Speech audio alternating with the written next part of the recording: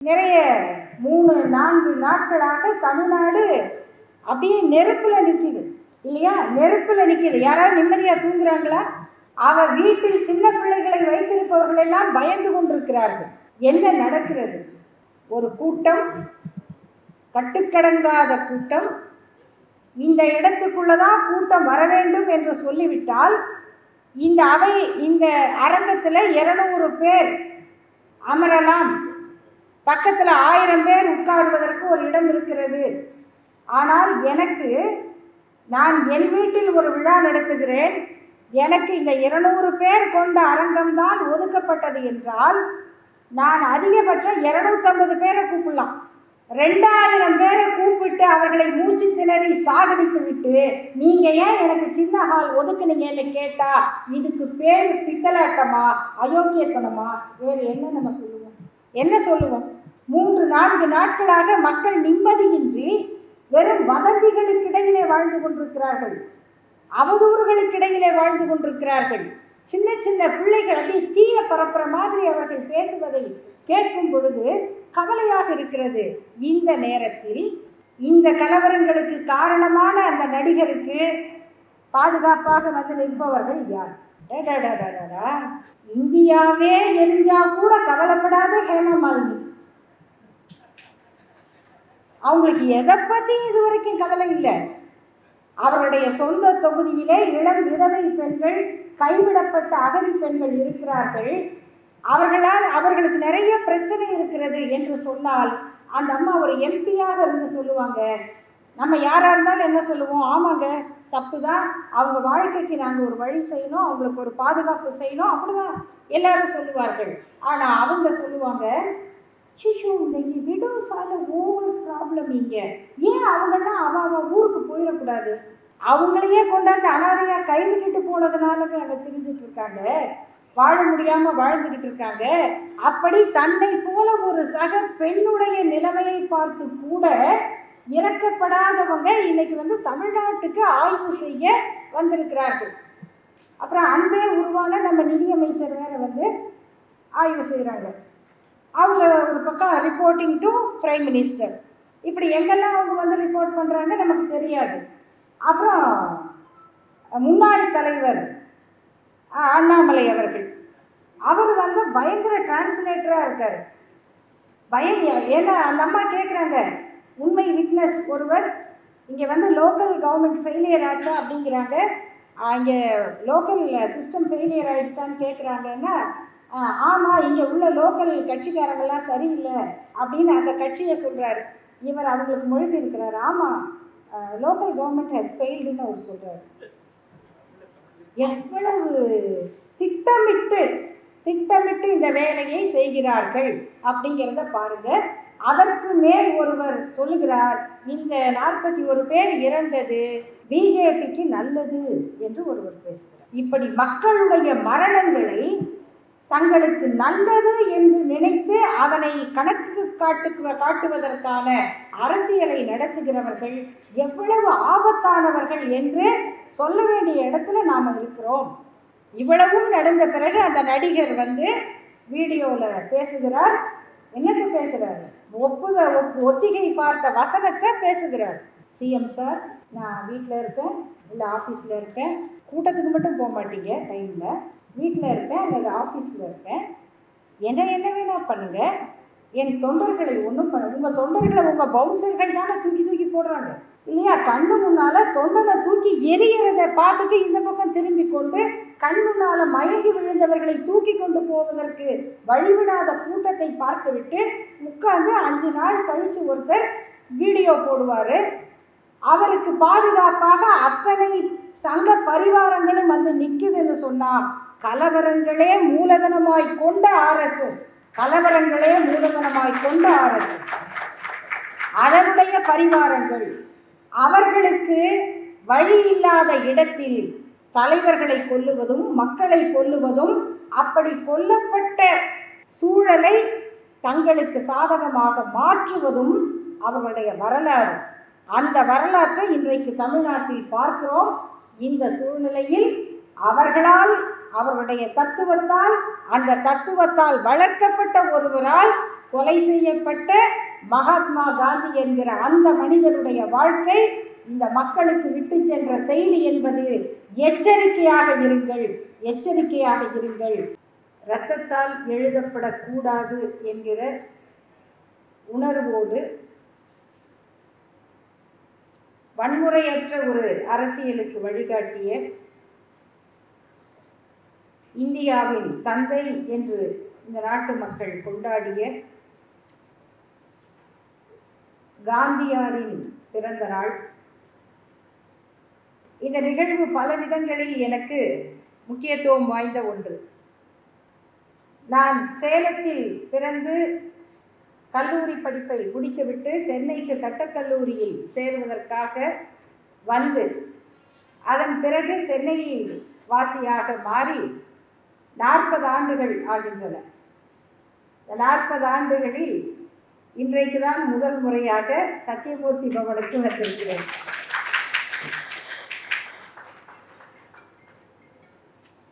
ஏனென்றால் இன்று புதுமையான மாறுதல்கள், காலத்தின் தேவை, வரலாற்று கடமை நம்மை ஒரு குறிப்பான செயலை நோக்கி நகர்த்துகின்றது. இந்த நேரத்தில் அந்த கடமையை செய்வதற்கு நாம் தவறினால் இந்த மக்களுக்கு நாம் துரோகம் செய்தவர்களாவோம். நம் கண் முன்னால் நாம் எதையெல்லாம் பெருமை என்றும் விழுமியங்கள் என்றும் மரபென்றும் உயர்ந்த பண்பாடு என்றும் நம்பிக்கொண்டிருந்தோமோ அத்தனையும் காலில் போட்டு மிதிக்கக்கூடிய ஒரு பெருங்கூட்டம் மதத்தின் பெயரால், ஜாதியின் பெயரால், வேறு கவர்ச்சியின் பெயரால் இன்றைக்கு தமிழ்நாட்டில் ஊடுருவிக் கொண்டிருக்கிறது. இதெல்லாம் நடக்காது என்று நாம் நினைக்கிற காலம் கடந்து அவர்களுடைய ஊடுருவல் வேகமாக நடந்து கொண்டிருக்கிறது. இந்த நேரத்தில் நாம் எத்தகைய மாறுதல்களை அடைந்திருக்கிறோம் என்பதையும் சொல்லுகிறேன். இப்போ திடீரென்று தமிழ்நாட்டில் ஒரு புத்திசாலி பேசுவார், நெருப்பு அணைக்கணும்னா நாங்கள் சாக்கடை தண்ணீரை எடுத்து கூட ஊற்றுவோம் அப்படின்னு. யார் சாக்கடைன்னு சொல்கிறாரோ அவர் அவங்களுடைய கூட்டணியில் இருப்பார். சொல்லவருக்கும் வெட்கமில்லை, கேட்டவருக்கும் வெட்கமில்லை என்கிற நிலை. இது அப்படியானது அல்ல. ஒரு கால மாற்றங்களும் சூழல்களும் நாம் எந்த கருத்தை அன்றைக்கு சொல்லிக் கொண்டிருந்தோமோ அதில் இருந்து மாறுபட்ட இடத்திற்கு நம்மை கொண்டு வந்து நிறுத்தும். அந்த மாறுதலை எங்களுடைய மனப்போக்கிலும் பார்க்க முடியும், காங்கிரஸ் இயக்கத்தினுடைய போக்கிலும் பார்க்க முடியும். அந்த மாற்றங்கள் தான் இந்த புள்ளியில் வந்து நம்மை இணைத்து நிறுத்தி இருக்கின்றன என்பதுதான் செய்தி. காந்தியாருடைய பெருமை இனி நான் சொல்லி தெரிய வேண்டியது இல்லை. தந்தை பெரியாருக்கும் காங்கிரஸ் இயக்கத்துக்கும் இருந்த தொடர்பு, அவர் அந்த கட்சியில் அழைக்கப்பட்ட போதே ஒரு தலைவராகத்தான் அழைக்கப்பட்டார். பிறக்கையிலேயே பெரியாராய்த்தான் பிறந்தார் என்று கண்ணதாசன் எழுதினார்.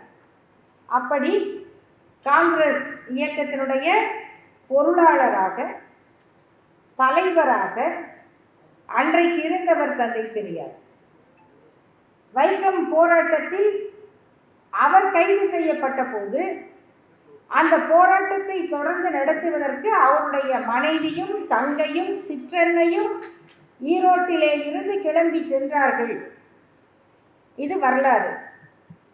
ஒத்துழையாமை இயக்கத்தில் அதனை எப்படி போராட்டங்களை முடிவுக்கு கொண்டு வருவது எனும் பொழுது அது ஈரோட்டிலே 2 பெண்களிடம் கேட்க வேண்டும் என்று காந்தியார் சொன்னார். அது மட்டுமல்ல நண்பர்களே, அன்றைக்கு இந்த பிரச்சனைகளை முடிவுக்கு கொண்டு வருவதற்காக பீஸ் கான்ஃபரன்ஸ் 1920 ஜனவரி மாதம் மும்பையில் பூனேவிலே நடக்கிறது. அதனை ஏற்பாடு செய்தவர் அன்றைக்கு காங்கிரஸில் இருந்த மதன் மோகன் மாளவியா. அதற்கு பெயரே மால்வியா காங்கிரஸ் என்று அன்றைக்கு அழைக்கப்பட்டது. அந்த மாநாட்டில் காந்தியடிகளுடைய தலைமை உரையில் அவர் பல்வேறு சட்டங்களை பற்றி பேசுகிறார். கிரிமினல் சட்டங்கள், சிறைச்சாலையில் நடப்பவை, என்னவெல்லாம் நாட்டில் நடந்து கொண்டிருக்கிறதோ அத்தனை செய்திகளையும் பேசும் பொழுது இந்த போராட்டங்களை ஒரு முடிவுக்கு கொண்டு வருவதற்கு நான் என்னென்ன சமரசங்களை செய்தேன் எனும்போது, I had to compromise the sacrifice of thousands of women at Erode என்று பூனே காங்கிரஸில் பேசியிருக்கிறார். இது அந்த மாநாட்டு செய்தியாக இந்து பத்திரிகையில் வெளியிடப்பட்டிருக்கிறது. அந்த அளவிற்கு அந்த இயக்கத்தில் தன்னை ஒப்படைத்துக் கொண்டிருந்த தந்தை பெரியார் எப்படி, எந்த காரணத்தினால் அந்த இயக்கத்தை விட்டு வெளியே வந்தார்? நான் ஒழிப்பேன் என்று சொல்லி சபதம் பூண்டு வெளியே வந்தார். அவர் வெளியே வந்ததற்கான காரணம் அதுதான் மிக முக்கியம். அன்றைக்கு தந்தை பெரியார் ஒரு தீர்மானத்தை விவாதத்திற்கு முன்வைக்கிறார். காங்கிரஸ் மாநாடுகளில் 3 மாநாடு, கடைசியாக 3வது மாநாடு காஞ்சிபுரத்தில் நடக்கிறது 1925ஆம் ஆண்டு. அந்த மாநாட்டின் தலைவர் தமிழ்த்தென்றல் திருவிக. அந்த மாநாட்டில் அந்த தீர்மானத்தை விவாதத்திற்கு ஏற்றுக்கொள்ள முடியாது. அன்றைக்கு மாநாடுகள் எல்லாம் எப்படி நடந்திருக்கின்றன என்றால், தீர்மானம் எழுதுவதற்கு ஒரு குழு இருக்கும். அந்த தீர்மானங்கள் மாநாட்டிலே முன்மொழியப்படும். அதனை விமர்சித்தும் மறுத்தும் திருத்தம் சொல்லியும் மற்றவர்கள் பேசுவார்கள். அப்படி விவாதத்திற்கு அந்த தீர்மானத்தை தந்தை பெரியார் கொடுக்கிறார். அது என்ன தீர்மானம் என்றால், அரசு பதவிகளில் அன்றைக்கு ஆங்கில அரசு இருந்தாலும் கூட உருவாக்கப்பட்ட கலெக்டர் ஆஃபீஸ், தாசில்தார் ஆஃபீஸ், காவல் நிலையம், நீதித்துறை, மற்ற அலுவலகங்கள் என அனைத்து அரசு பணிகளிலும் இந்தியர்களுக்கு இடம் ஒதுக்கப்படுகிறது. இந்தியர்களுக்கு இத்தனை இடம் வேண்டும் என்ற போராட்டம் நடக்கிறது. அப்படி இந்தியர்களுக்கு என்று ஒதுக்கப்படுகிற இடம் முழுக்க முழுக்க ஒரு சாதிக்காரர்களால் கையகப்படுத்தப்படுகிறது. இதுதான் தந்தை பெரியார் வைத்த குற்றச்சாட்டு. அதை என்ன செய்ய முடியும்? அவங்க தானே முன்னாடி வந்திருக்காங்க என்று சொன்னால் அப்படிதான் இருக்கும். நீங்கள் அதனை மக்கள் தொகையை கணக்கிட்டு வகுப்பு வாரியாக இடத்தை ஒதுக்கீடு செய்ய வேண்டும். அப்ப இந்த சீட்டு இவருக்குன்னு சொல்லிவிட்டால் அதில் இன்னொருத்தர் வந்து உட்கார முடியாது. ஆகவே வகுப்பு வாரி உரிமை என்று கம்யூனல் ஜீவோ என்று அழைக்கப்பட்ட அந்த தீர்மானத்தை தான் விவாதத்திற்கு எடுத்துக்கொள்ள சொல்லி தந்தை பெரியார் கேட்டார். 3வது முறையாக காஞ்சிபுரம் மாநாட்டில் அந்த தீர்மானம் மறுக்கப்பட்ட போது காங்கிரஸ் இயக்கத்தை விட்டு தந்தை பெரியார் வெளியே வந்தார். இது 1925. இப்போ 2025, ஒரு நூற்றாண்டு கழித்து இந்தியாவில் ஜாதி வாரியாக மக்கள் தொகை கணக்கெடுப்பு நடத்தப்பட வேண்டும், கல்வியிலும் வேலை வாய்ப்பிலும் இடஒதுக்கீடு என்பது 50 விழுக்காட்டை தாண்டியும் வழங்கப்பட வேண்டும் என்று இந்தியா முழுக்க பேசி வருகிறவர் காங்கிரசினுடைய தலைவர் ராகுல் காந்தி அவர்கள். இதுதான் மாற்றம். இதுதான் மாற்றம்.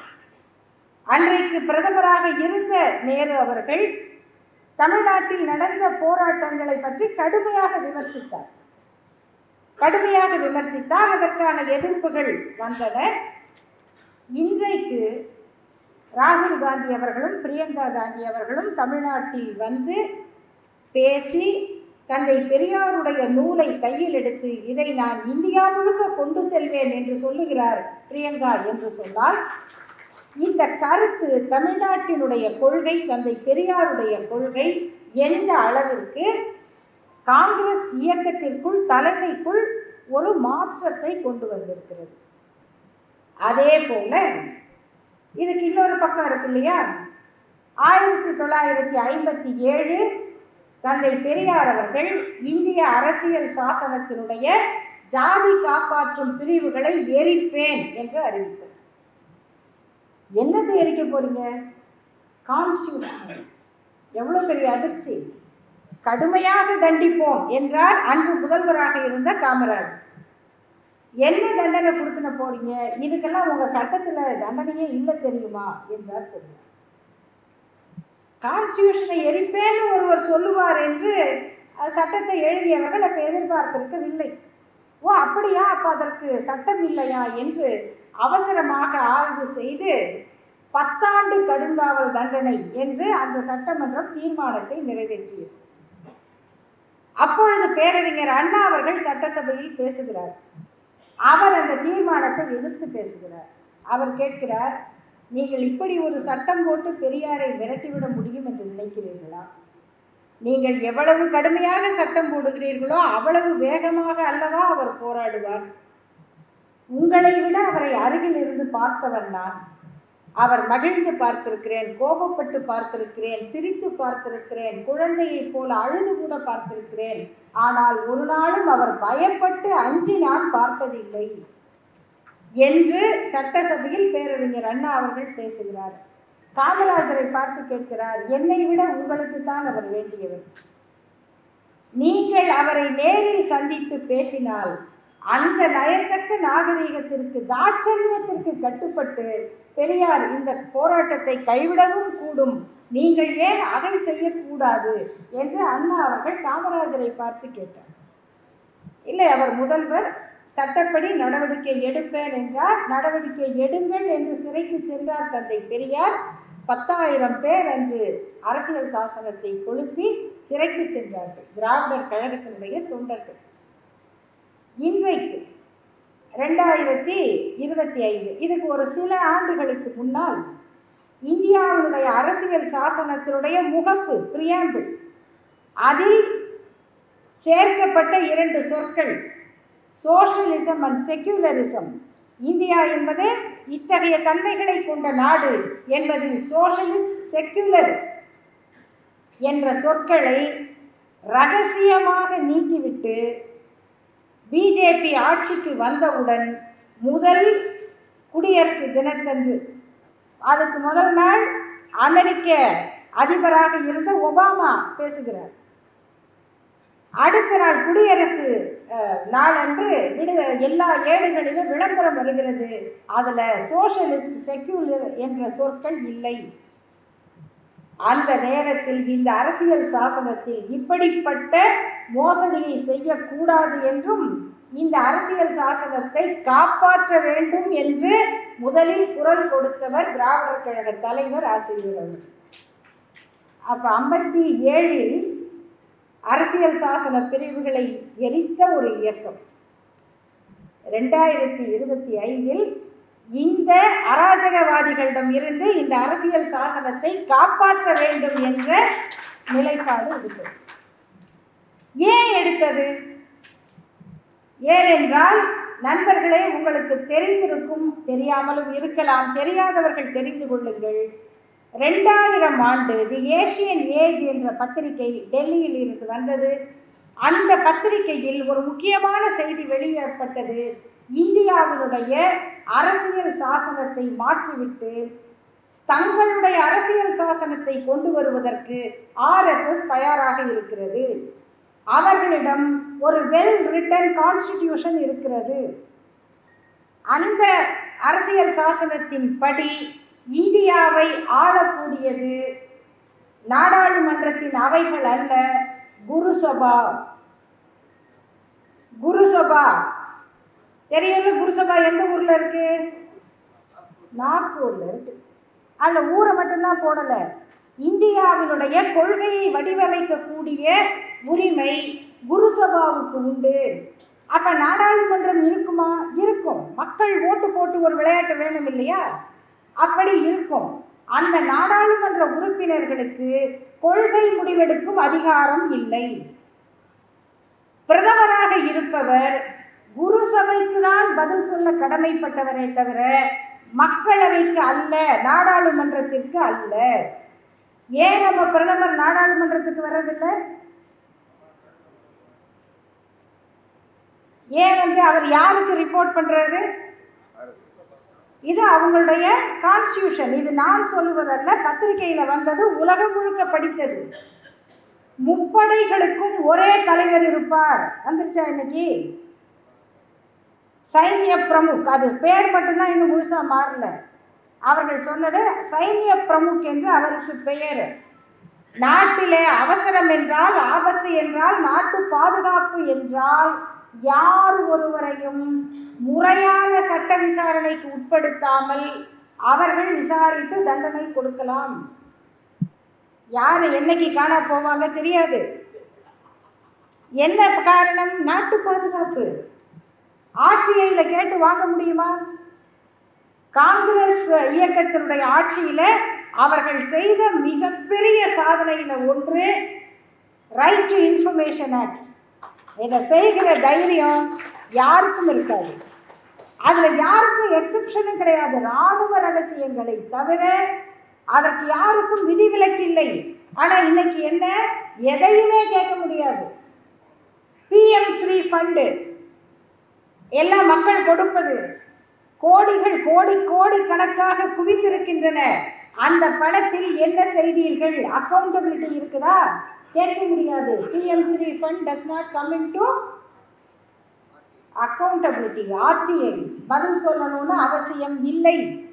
இதெல்லாம் அவங்களுடைய அரசியல் சாசன திட்டம் என்று அந்த பத்திரிகை சொல்லி 25 ஆண்டுகள் ஆகின்றன. இப்போ ஒவ்வொன்றா அதை நம்ம பார்த்துக்கிட்டு இருக்கிறோம். அதே போல மாநிலங்களில் குருசபாவினுடைய மிரர் இமேஜாக கண்ணாடி பிம்பத்தை போல வித்வத் சபா இருக்கும். இங்கே சில பேரை வச்சிருக்காங்க. அவர்கள் ஆலோசனை சொல்லுவார்கள். இப்படியெல்லாம் எழுதி வைத்திருக்கிற அந்த அரசியல் சாசனம் வந்தால் இந்த நாடு என்னவாகும்? இந்த கவலைதான் இன்று ஜனநாயகத்திலும் மக்களுடைய உரிமைகளிலும் நம்பிக்கை உள்ள ஒவ்வொருவருடைய மனதில் எதிரொலித்துக் கொண்டிருக்கிறது.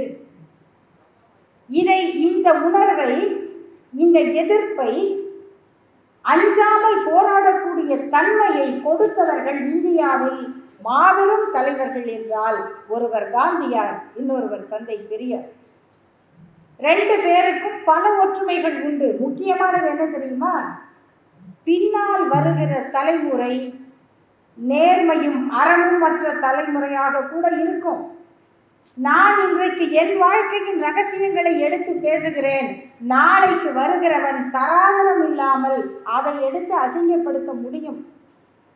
ஆனாலும் மக்களுக்கு என் வாழ்க்கையே என் செய்தி என்று விட்டு செல்லுகிற அந்த மன வலிமை இருக்கிறது இல்லையா? நீ படித்து அதில் என்ன தெரிந்து கொள்ளுகிறாய், நீ எதை எடுத்துக்கொள்ளுகிறாய், அது உனக்கான பாடம் என்று சொல்லுகிற அந்த மன வலிமை 2 தலைவர்களுக்கு இருந்தது. அதனால்தான் காந்தியாரை ஒழிப்பேன் என்றார் பெரியார். அவர் ஒழிக்கிறேன்னு சொன்ன பட்டியலில் எல்லாம் உண்டு. ஆனால் அது எதன் பொருள்? அதுக்கு என்ன பொருள்? தனி மனிதரா?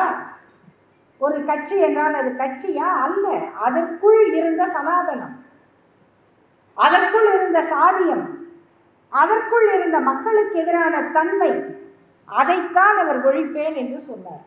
ஆனால் உண்மையிலேயே ஒரு மனிதரை கொல்லுவது என்பது ஒரு காலம் அந்த கொள்கையை தோற்கடிக்க செய்கிற முயற்சியாக இருக்க முடியாது. அது நியாயமான வழியும் இல்லை. அதனால்தான் காந்தியடிகள் கொல்லப்பட்ட போது ஒரே வதந்தி, ஒரு வதந்தி போதும். என்ன வதந்தி? காந்தியை கொன்றவர் ஒரு முஸ்லிம். போதுமா? அவர்கள் எப்பொழுதுமே ஆயுதங்களை தயாரித்து கொண்டுதான் வதந்திகளை கிளப்புவார்கள்.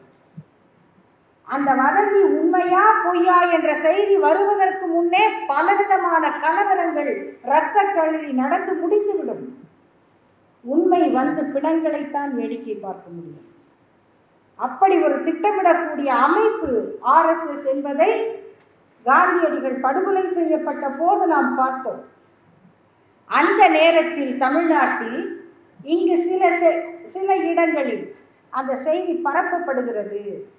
பரப்பப்படுகிறது என்று தெரிந்தவுடனே அகில இந்திய வானொலி, ஆல் இண்டியா ரேடியோ ஒரே ஒருவரை கூப்பிட்டு பேசுங்கள் என்று சொன்னது அவர்தான் தந்தை பெரியார். அவர் பேசினார் வானொலியில். இப்படி ஒரு தவறான செய்தி பரப்பப்படுகிறது, காந்தியை கொன்றவர் இஸ்லாமியர் அல்ல, அவர் ஒரு இந்து என்று சொன்னார். ஆனால் அவரோடு இருந்த தலைவர்கள் அவரிடம் கேட்கிறார்கள், ஐயா, இந்து என்று சொல்லி விட்டு விட்டீர்களே, யாருன்னு சொல்லியிருக்கலாம்ல, இன்னாளு இந்த ஜாதின்னு சொல்லியிருக்கலாம்ல, ஏன்பா அவங்க மேலே பாயறதுக்கா? ஒருவன் ஒரு செயலை செய்தால் அதற்கு ஒரு சமூகமே பழிவாங்கப்பட வேண்டுமா? அது யாருக்கா இருந்தாலும் தேவையில்லையே என்று அவர் யார் என்கிற அடையாளத்தை பெரிதுபடுத்தாமல் அவர் RSS காரர், இந்து என்பதை மட்டும் சொல்லிவிட்டார். இப்போ இதை சொன்ன உடனே அப்படியே படன்னு வருவாங்க. இந்த நிறைய யூடியூப்லாம் வருது பார்த்தீங்களா? கோட்ஸே RSS-ஆ? கோட்ஸே RSS இல்லை, அவருக்கும் எங்களுக்கும் என்ன சம்பந்தம்? எங்களுக்கு தெரியாது. ஆனால் காந்தியரை கொன்ற நாதுராம் கோட்சேவினுடைய தம்பி கோபால் கோட்சே, அவரும் அந்த வழக்கிலே கொலை குற்றவாளி பிற்பாடு விடுதலை செய்யப்பட்டார். விடுதலை செய்யப்பட்ட பிறகு அவர்கள் நாங்கள் ஏன் காந்தியை கொன்றோம் என்று ஒரு நாடகம் எழுதி அது பரப்பப்பட்டது. அவரை 1994ஆம் ஆண்டு ஃப்ரண்ட் லைன் என்ற ஆங்கில பத்திரிகை பேட்டி கண்டது. நல்லா குறித்து கொள்ளுங்க, கேட்டுக்கொள்ளுங்கள். இந்த செய்தி எதுவும் நாங்கள் கண்டுபிடிச்சி யூகத்தின் அடிப்படையில் சொல்கிறது அல்ல. ஃப்ரண்ட் லைன் பத்திரிகையில் கோபால் கோட்சே கொடுத்த பேட்டி. அந்த பேட்டியில் கேட்கிறார்கள், நீங்களும் உங்கள் சகோதரர் நாதுராம் கோட்சேவும் RSS ஆயும்? ஆமாம். ஆனால் அத்வானி அவர்களும் வாஜ்பேயி அவர்களும் நீங்கள் RSS இல்லை என்று சொல்லுகிறார்களே, இது கேள்வி. அவர் பதில் சொல்லுகிறார், அவர்கள் ஏன் அப்படி சொல்லுகிறார்கள் என்று புரியவில்லை. நாங்கள் 2 பேரும் RSS-னுடைய பிரச்சாரக்ஸ். அதை ஒப்புக்கொள்ளுகிற ஆண்மை, இந்த சொல்ல நான் பயன்படுத்த மாட்டேன், அவர் சொல்லுகிறார். அதை ஒப்புக்கொள்ளுகிற ஆண்மை அத்வானிக்கு இல்லை, வாஜ்பேயிக்கு இல்லை. இதை சொன்னவர் மீது வழக்கு போடணும் என்றால், இதில் உண்மை இல்லை என்றால், இவர்கள் 1994ஆம் ஆண்டு இந்த செய்தியை வெளியிட்ட கோபால் கோட்சே அவர்களை விட்டு வைத்திருப்பார்களா? அதற்கு ஒரு மறுப்பு கூட வரவில்லை நண்பர்களே, மறுப்பு கூட வரவில்லை. இது வந்த செய்தி. இந்த செய்திகளுக்கு பின்னால் இன்றைக்கு நாம் ரொம்ப தூரம் போக வேண்டாம். இன்றைக்கு பார்த்து கொண்டிருக்கிறோம் இந்தியாவிலே என்ன நடக்கிறது. காந்திக்கு இருந்த நேர்மை, காந்தியாருடைய நேர்வழி, சரியோ தவறோ, அந்த கருத்து விமர்சிக்கப்படும், அந்த கருத்து எதிர்ப்புகளை கொடுக்கும். ஆனாலும் அதை நேர்மையாக செய்ய வேண்டும். அதற்கு பெயர்தான் தலைமை, அதுதான் அரசியல் அறம். அதனால்தான் காந்தியடிகள் கொல்லப்பட்ட போது பேரறிஞர் அண்ணா அவர்கள் ஒரு இரங்கல் உரை எழுதினார். அந்த இரங்கலில் அவர் சொன்னார், கோட்சேன்னு சொல்லலை, மெலிட்டஸ் ஒருவன் துப்பாக்கியால் சுட்டான்னு சொன்னார். மெலிட்டஸ் என்பவர் யார்? சாக்ரட்டீஸுக்கு நஞ்சு கொடுத்தவர். சாக்ரட்டீஸுக்கு நஞ்சு கோப்பையை எடுத்துக்கொண்டு சென்ற அந்த சிறைச்சாலை அதிகாரிக்கு பெயர் தான் மெலிட்டஸ். அந்த உத்தரவு அவருடைய உத்தரவு அல்ல. அண்ணா சொல்லுவது, அந்த மெலிட்டஸ் என்பவன் நஞ்சை கொடுத்தவன், அவனா உத்தரவு போட்டவன் வேறு யாரோ. அப்படி கோட்சே காந்தியை கொன்றார் என்று அண்ணா எழுதினார். உத்தரவு வேறு யாரோ போட்டது, மூளை வேறெங்கோ இருக்கிறது, எய்தவர்கள் யாரோ, அம்புதான் கோட்சே. இது அண்ணா அவர்கள் சொன்ன கருத்து. அதே எடுத்துக்காட்டை இன்னொரு இடத்தில் பாகிஸ்தானுடைய தலைவராக இருந்த லியாக்கத் அலி கான் அவர்கள் கொல்லப்பட்டார். அவர் சுட்டு கொல்லப்பட்டது, அவரும் சீர்திருத்தங்களை செய்தவர், அதனால் அவர் கொல்லப்பட்டார். அப்போது அண்ணா எழுதினார், மாலை நேரம் கூட்டம் கூடிவிட்டது, அங்கு வந்து விட்டான் கோட்சே. லியாக்கத் அலி கானை கொன்றவன் கோட்சே, காந்தியை கொன்றவன் மெலிட்டஸ். இப்படி ஒரு அரசியல் தத்துவத்தை காந்தியடிகளுடைய வாழ்க்கையும் இவரை போன்ற தலைவர்களை பற்றி சொல்லும் போதும் ஆய்ந்து பார்த்து எழுதியவர்கள் திராவிட இயக்க தலைவர்கள். இந்த மாதிரி நிறைய செய்திகள் இருக்கின்றன. அதனால்தான் தந்தை பெரியார் சொன்னார், காந்தி மறைவதற்கு முன்னால் வேறு, அவர் சனாதனிகளின் காந்தியாக இருந்தார். இறந்த காந்தி, கொல்லப்பட்ட காந்தி சனாதனத்தால் கொல்லப்பட்டவர். வாழ்ந்த காந்தி வேறு, மறைந்த காந்தி வேறு. அதனால் இந்த நாட்டுக்கு எச்சரிக்கை அவருடைய மரணம். எனவே இதை நினைவில் இருக்க வேண்டுமானால் இந்த தேசத்திற்கு காந்தி தேசம் என்று பெயர் வைக்க வேண்டும் என்பவர் தெரியும். தந்தை பெரியாருடைய அந்த சொற்கள் வெறும் உணர்ச்சி வசப்பட்டு வருபவை அல்ல, உள்ளத்தின் உண்மையின் ஆழத்தில் இருந்து வந்தவை. இன்றைக்கும் அதுதான் நாம் நினைவிலே வைத்துக் கொள்ள வேண்டியது. காந்தியார் என்ற ஒரு பெரும் தலைவர் இல்லை என்றால் பாலகங்காதர திலகர் தான் தேசத்தந்தையாக இருந்திருப்பார். இந்த கலவரங்கள் ஒரு நூற்றாண்டுக்கு முன்னால் இந்த நாடு பார்த்திருக்கும். 50 ஆண்டு காலம் அவர்களால் வெல்ல முடியாமல் இருந்த கோபத்தில் தான் காந்தியை கொன்றார்கள். ஆனால் அவருடைய மரணம் அதற்கு பிறகு 50 ஆண்டுகள் அவருடைய வெற்றியை தள்ளி போட்டது. அதற்கு பிறகு 40 ஆண்டு காலம் அவர்களால் ஆட்சி பதவி நினைத்து பார்க்க முடியவில்லை. எப்படி ஆட்சிக்கு வந்தார்கள்? மாறுவேடம் போட்டு வந்தார். மதன் மோகன் மாளவியா காங்கிரஸை விட்டு வெளியேறினார். அவர் ஜனசங்கம் தொடங்கினார். ஜனசங்கம் ஜனதாவோடு வந்தது, ஜனதாவோடு கூட்டணி கண்டது, அப்புறம் பிரிந்து சென்றது. பிறகு ஜனசங்கம் ஜனதாவானது, அப்புறம் அது பாரதிய ஜனதாவாகிவிட்டது.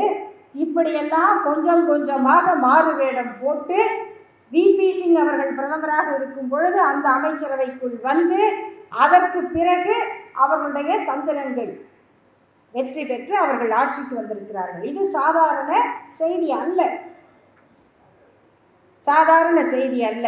ஆனால் இத்தகைய ஆபத்தான தத்துவவாதிகள் எந்த அளவுக்கும் போவார்கள் என்பதை இன்றைக்கு தமிழ்நாடு பார்த்து கொண்டிருக்கிறது. இதுதான் நான் சொல்ல வந்த கடைசி செய்தி. இன்றைக்கு தமிழ்நாடு எந்த காட்சியை பார்த்து கொண்டிருக்கிறது? இந்த ஊடக நண்பர்கள் வந்திருக்கிறார்கள். நிறைய 3-4 நாட்களாக தமிழ்நாடு அப்படியே நெருப்பில் நிற்கிது இல்லையா? நெருப்பில் நிற்கிது. யாராவது நிம்மதியாக தூங்குறாங்களா? அவர் வீட்டில் சின்ன பிள்ளைகளை வைத்திருப்பவர்கள் எல்லாம் பயந்து கொண்டிருக்கிறார்கள். என்ன நடக்கிறது? ஒரு கூட்டம், கட்டுக்கடங்காத கூட்டம், இந்த இடத்துக்குள்ளதான் கூட்டம் வர வேண்டும் என்று சொல்லிவிட்டால் இந்த அவை, இந்த அரங்கத்தில் 200 பேர் அமரலாம், பக்கத்தில் 1000 பேர் உட்காருவதற்கு ஒரு இடம் இருக்கிறது. ஆனால் நான் என் வீட்டில் ஒரு விழா நடத்துகிறேன், எனக்கு இந்த 200 பேர் கொண்ட அரங்கம்தான் ஒதுக்கப்பட்டது என்றால் நான் அதிகபட்சம் 250 பேரை கூப்பிடலாம். 2000 பேரை கூப்பிட்டு அவர்களை மூச்சு திணறி சாகடித்து விட்டு நீங்கள் ஏன் எனக்கு சின்ன ஹால் ஒதுக்குனீங்கன்னு கேட்டால் இதுக்கு பேர் பித்தலாட்டமா, அயோக்கியத்தனமா, வேறு என்ன நம்ம சொல்லுவோம்? என்ன சொல்லுவோம்? 3-4 நாட்களாக மக்கள் நிம்மதியின்றி வெறும் வதந்திகளுக்கிடையிலே வாழ்ந்து கொண்டிருக்கிறார்கள், அவதூறுகளுக்கிடையிலே வாழ்ந்து கொண்டிருக்கிறார்கள். சின்ன சின்ன பிள்ளைகள் அப்படியே தீய பரப்புற மாதிரி அவர்கள் பேசுவதை கேட்கும் பொழுது கவலையாக இருக்கிறது. இந்த நேரத்தில் இந்த கலவரங்களுக்கு காரணமான அந்த நடிகருக்கு பாதுகாப்பாக வந்து நிற்பவர்கள் யார்?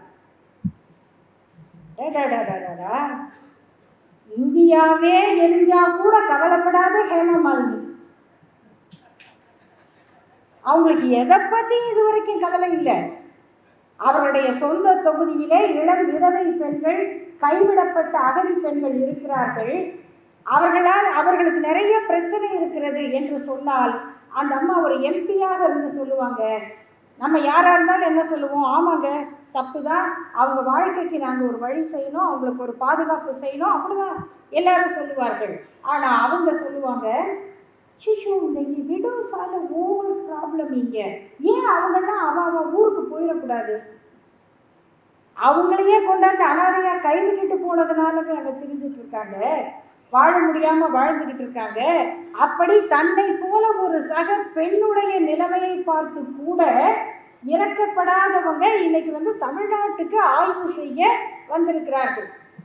அப்புறம் அன்பே உருவான நம்ம நிதியமைச்சர் வேற வந்து ஆய்வு செய்கிறாங்க. அவங்க ஒரு பக்கம் ரிப்போர்ட்டிங் டு பிரைம் மினிஸ்டர், இப்படி எங்கெல்லாம் அவங்க வந்து ரிப்போர்ட் பண்ணுறாங்க நமக்கு தெரியாது. அப்புறம் முன்னாள் தலைவர் அண்ணாமலை அவர்கள் அவர் வந்து பயங்கர டிரான்ஸ்லேட்டராக இருக்கார். ஏன்னா அந்த அம்மா கேட்குறாங்க, உண்மை விட்னஸ் ஒருவர் இங்கே வந்து லோக்கல் கவர்மெண்ட் ஃபெயிலியர் ஆச்சா அப்படிங்கிறாங்க. இங்கே லோக்கல் சிஸ்டம் ஃபெயிலியர் ஆகிடுச்சான்னு கேட்குறாங்கன்னா, ஆமாம் இங்கே உள்ள லோக்கல் கட்சிக்காரங்கெல்லாம் சரியில்லை அப்படின்னு அந்த கட்சியை சொல்கிறாரு. இவர் அவங்களுக்கு மொழிபெயர்க்கிறார், ஆமாம் லோக்கல் கவர்மெண்ட் ஹேஸ் ஃபெயில்டுன்னு அவர் சொல்கிறார். எவ்வளவு திட்டமிட்டு இந்த வேலையை செய்கிறார்கள் அப்படிங்கிறத பாருங்க. அதற்கு மேல் ஒருவர் சொல்லுகிறார், இந்த 41 பேர் இறந்தது பிஜேபிக்கு நல்லது என்று ஒருவர் பேசுகிறார். இப்படி மக்களுடைய மரணங்களை தங்களுக்கு நல்லது என்று நினைத்து அதனை கணக்கு காட்டுவதற்கான அரசியலை நடத்துகிறவர்கள் எவ்வளவு ஆபத்தானவர்கள் என்று சொல்ல வேண்டிய இடத்துல நாம் இருக்கிறோம். இவ்வளவும் நடந்த பிறகு அந்த நடிகர் வந்து வீடியோவில் பேசுகிறார். என்னக்கு பேசுகிறார்? ஒத்திகை பார்த்த வசனத்தை பேசுகிறார். சிஎம் சார், நான் வீட்டில் இருப்பேன், இல்லை ஆஃபீஸில் இருப்பேன், கூட்டத்துக்கு மட்டும் போக மாட்டீங்க டைமில், வீட்டில் இருப்பேன் அல்லது ஆஃபீஸில் இருப்பேன், என்ன வேணா பண்ணுங்கள், என் தொண்டர்களை ஒன்றும் உங்கள் தொண்டர்களை உங்கள் பவுன்சர்கள் தானே தூக்கி போடுறாங்க இல்லையா? கண்ணு முன்னால் தொண்டனை தூக்கி எரியறதை பார்த்துட்டு இந்த பக்கம் திரும்பி கொண்டு கண் முன்னால் மயங்கி விழுந்தவர்களை தூக்கி கொண்டு போவதற்கு வழிவிடாத கூட்டத்தை பார்த்துவிட்டு உட்கார்ந்து 5 நாள் கழித்து ஒருத்தர் வீடியோ போடுவார். அவருக்கு பாதுகாப்பாக அத்தனை சங்க பரிவாரங்களும் வந்து நிற்குதுன்னு சொன்னால் கலவரங்களே மூலதனமாய் கொண்ட ஆர்எஸ்எஸ், கலவரங்களே மூலதனமாய் கொண்ட ஆர்எஸ்எஸ், அதனுடைய பரிவாரங்கள் அவர்களுக்கு வழி இல்லாத இடத்தில் தலைவர்களை கொல்லுவதும் மக்களை கொல்லுவதும், அப்படி கொல்லப்பட்ட சூழலை தங்களுக்கு சாதகமாக மாற்றுவதும் அவர்களுடைய வரலாறு. அந்த வரலாற்றை இன்றைக்கு தமிழ்நாட்டில் பார்க்கிறோம். இந்த சூழ்நிலையில் அவர்களால், அவர்களுடைய தத்துவத்தால், அந்த தத்துவத்தால் வளர்க்கப்பட்ட ஒருவரால் கொலை செய்யப்பட்ட மகாத்மா காந்தி என்கிற அந்த மனிதனுடைய வாழ்க்கை இந்த மக்களுக்கு விட்டு சென்ற செய்தி என்பது எச்சரிக்கையாக இருங்கள், எச்சரிக்கையாக இருங்கள், ஆபத்தான மனிதர்களிடம் இருந்து இந்த நாட்டை காப்பாற்றுங்கள் என்பதுதான் அந்த கடமையை செய்வோம் என்று சொல்லி இந்த வாய்ப்பை அளித்த உங்களுக்கு நன்றி கூறி முடிக்கிறேன். நன்றி.